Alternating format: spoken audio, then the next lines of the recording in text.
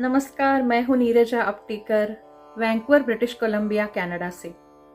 मेरा YouTube channel Neerja अपटीकर कला साधना Vancouver में आप सभी का स्वागत है। आज का जो वीडियो मैं बनाने जा रही हूं उसका टॉपिक है गायकों के गुण और दोष क्या है। हमारा जो प्राचीन ग्रंथ है संगीत रत्नाकर, वहीं यह संदर्भ मिलता है कि गायकों के गुण और दोष क्या है, और ये ग्रंथ लिखा है शारंगदेव जी ने। तो अभी देखते हैं कि गायकों के गुण कौन से हैं।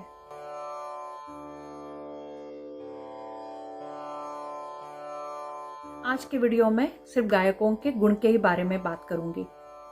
आवाज सुंदर होना, आवाज बहुत मधुर होना, शब्दोच्चारण मधुरता से होना और आवाज में सरलता होना। हम यदि शास्त्रीय संगीत गा रहे हैं तो गाते समय राग का वादी, संवादी और रागों के जो नियम है वो संभल के गाना। उसके अगला पॉइंट है कि राग का जो एक चलन होता है वो हमें पता होना, और रागों के जो भी सभी समय है उसकी वादी संवादी है, उसमें न्यास स्वर है, उसका रागों का अंग, मुख्य अंग क्या है, ये सभी देख के ही रागों की प्रस्तुति करना। और वो सिर्फ आता है जब हम लोग बहुत मन से रियाज करते हैं। जो भी अच्छे टीचर या गुरु है उनका हमें जब पूरा गाइडेंस होता है तभी हम अच्छा रियाज करके अच्छे से राग गा सकते हैं। गायकों का अगला गुण है कि आवाज जब हम गाने के समय निकालते हैं वो बहुत साफ होना चाहिए, स्वच्छ होना चाहिए, जैसे तीनों भी सप्तकों में वो समान रूप से निकलना चाहिए। तो अभी हम देखते हैं कि सभी का आवाज में एक कोई स्ट्रेंथ होती है, कोई वीकनेसेस होते हैं, बट जब हमें कोई अच्छे गुरु का से हम जब अध्ययन करते हैं तो हमें कौन से स्वरों पे ज़्यादा ध्यान देना है, किस स्वरों का फोकस करना है, ये हमें पता चलता है, और अपना आवाज धीरे धीरे तीनों भी सप्तकों में समान रूप से लगना शुरू होता है। अगली बात है कि आवाज अपने वश में होना और स्वर स्थानों को सही रूप में लगाना। मीन्स कि स्वर जब गाते हैं तो वो अपने सही जगह पे लगने चाहिए, नहीं तो हमें पता है कि वो बहुत बेसुरा सुनाई देता है। तो हमेशा स्वर स्थान के लिए हमें ध्यान देना चाहिए। अगला पॉइंट है कि जब हम गाते हैं तो हमें लय का ज्ञान होना चाहिए। तो लय का ज्ञान हमें पता है कि शास्त्रीय संगीत गाने वालों को विलंबित, देन मध्य लय, फिर द्रुत एंड अल्ट्रा द्रुत, ऐसे अलग अलग लय का ज्ञान दिया जाता है। लेकिन तुम कुछ भी गाओ, लाइट म्यूजिक गाओ या सेमी क्लासिकल गाओ, ये सभी में हम जो गा रहे हैं उसकी लय हमें अच्छी स्वरूप से पता होनी चाहिए, और लय के साथ साथ जो गाना हम जो ताल में गा रहे हैं वो ताल हमें उस पर प्रभुत्व होना चाहिए। तो प्रभुत्व का मतलब सिर्फ पता है ताल, ऐसा नहीं है। प्रभुत्व का मतलब है कि उसकी अच्छी खासी प्रैक्टिस है, कौन सा ताल है उसका नाम पता है, ताल की सम कहाँ है, ताल की खाली कहाँ है, हम जो गाना गा रहे हैं वो कहाँ से कितनी मात्रा से उठता है, और कौन सी मात्रा कैसे गिनते हैं ताली देके। तो हम जब गाते हैं तो बराबरी से हमें ताल का ज्ञान होना बहुत बहुत आवश्यक है।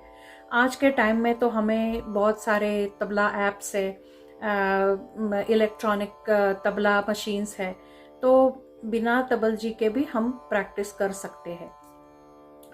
उसके बाद में जब हम गाते हैं तो गाते समय हमें मग्न होके गाना चाहिए। मीन्स कंप्लीट कंसंट्रेशन अपने गाने पे कि गाना क्या कर रहा है।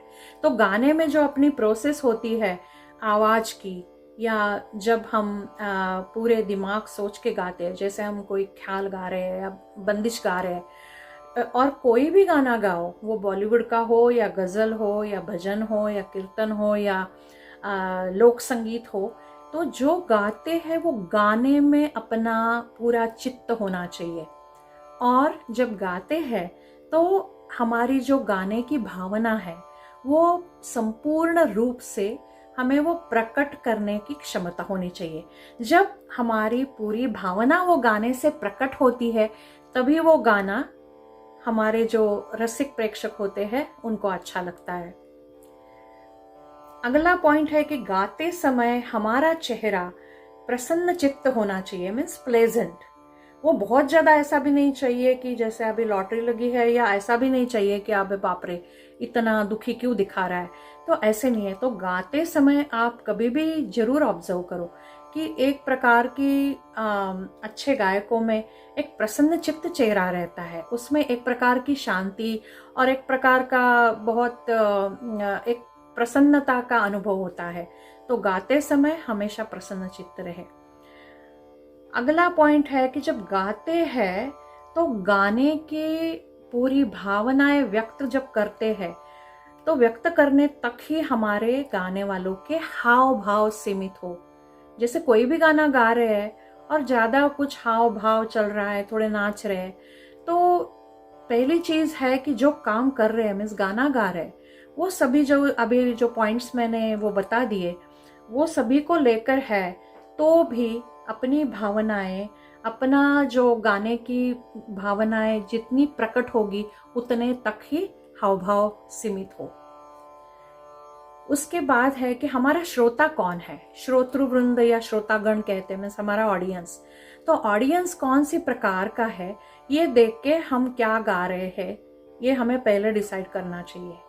तो ये चीज है कि सपोज मेरे सामने वाला सभी ऑडियंस गजल सुनने वाला है और मैंने बोला नहीं मैं अभी मुझे बहुत ही विलंबित ख्याली गाना है और बंदिश, फिर उसके बाद कुछ तराना टप्पा, तो ये बहुत मुश्किल हो जाएगी। ऐसा नहीं है कि लोग सुनेंगे नहीं, बट हमें पहले पता करना चाहिए कि आगे वाला ऑडियंस किस चीज का संगीत सुनना चाहता है, तो हम उसी चीज से हमारा जो संगीत कौन सा गाना है वो पहले ही डिसाइड कर सकते हैं।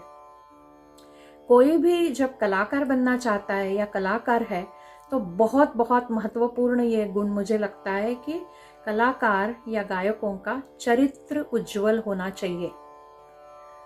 अपनी जो कला है वो कला पूरी अभ्यास के साथ हमें सादर करनी है, तो उसके लिए नियमित रूप से अभ्यास होना चाहिए और अपने अभ्यास में हम मग्न होना चाहिए। तो ये चीज बहुत ही महत्वपूर्ण है। और कभी भी हो तो गायकों का व्यवहार जो है, तो जो व्यवहार मीन्स जो सोशल व्यवहार जो है, या अपने साथीदारों के साथ या अपने जो संगीत आपके जो सुनने वाले हैं उनके साथ, वो बहुत ही साफ सुथरा और नियमबद्ध होना चाहिए और उसमें नियमितता होनी चाहिए।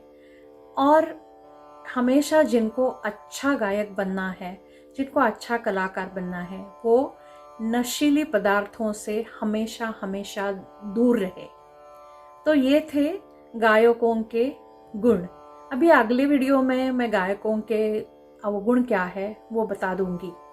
तो दोस्तों, आपको ये वीडियो पसंद आया तो मेरा YouTube चैनल नीरजा अपटीकर कला साधना वैंकूवर जरूर सब्सक्राइब करो, और सब्सक्राइब जिन्होंने किया है वो भी जरूर कमेंट, लाइक और शेयर करना ना भूलिए। Thank you so much. नमस्ते।